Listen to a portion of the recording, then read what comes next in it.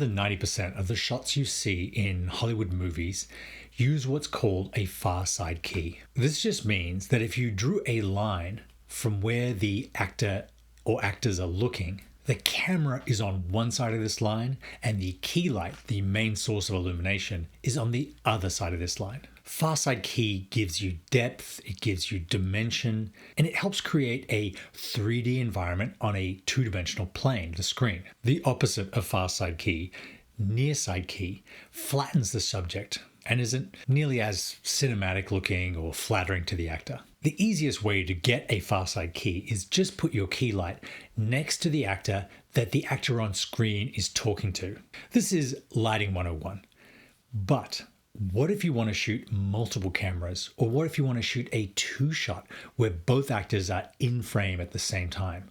Or maybe you want to do a following shot with Steadicam or a gimbal where you enter the frame and you see more of the scene than just the actor's face. This is extremely common, and if you just put your light next to the other actor, you will see your light and your stand in shot. Unless you're shooting on a soundstage where you can drill into the ceiling or have a big light bar above the whole set. The only place that the light stand is not going to be seen is behind the camera. But how do you put a stand on one side of the line and get the light to the other side of the line?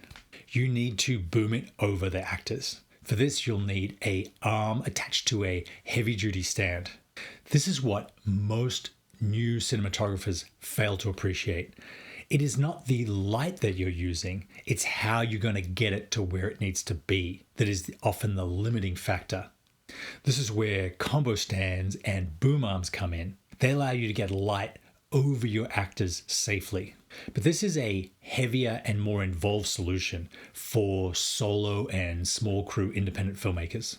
You need multiple components, and it's usually a 2 or more person job. The heavier your light, the more heavy duty your arm needs to be, and the more weight you need to add to balance it. And when you want to go from the boomed version to the standing version, you need to take the arm off or adjust height. Kupo have now come up with a better solution. It is called the baby boom stand, and it is a normal light stand where the top section booms up and out to allow you to get your lighting over your talent for the farside key, and then quickly converts back to a regular light stand. They first released an aluminium version, but this maxes out at 4.5 pounds. They've just released a steel version that can carry up to 11 pounds boomed all the way out. You can use this for a LED light and a softbox.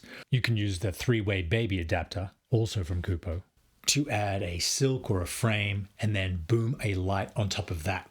The best part about this light is that you can boom it over your talent for your farside key in the 2-shot or the establishing shot, then take it quickly back into a regular stand for the beautiful close-up, where you can adjust the angle and the intensity and the distance for a much more pleasing aesthetic.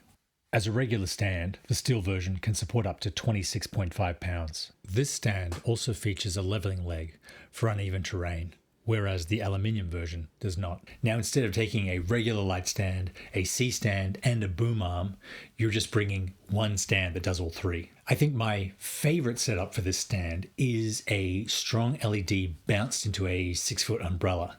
It's light, quick to set up, and gives a very beautiful 360 degrees shooting circle for roundtable interviews or any scene. The other problem that the baby boom stand solves is the backlight for interviews when you want to shoot really wide. Sometimes in interviews you want to show the entire subject and their environment, but this means you will see the stand for your backlight. The aluminium and steel baby boom stands let you boom your light over your subject and keep it out of frame.